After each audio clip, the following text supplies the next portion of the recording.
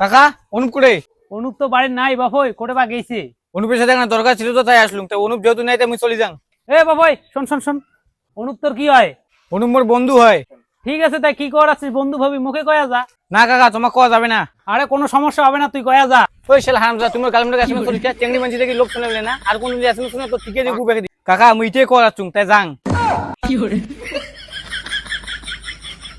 বন্ধু হিসেবে কর গেছে মুই কয়েছুং তাতে কি বেল হবে হবে।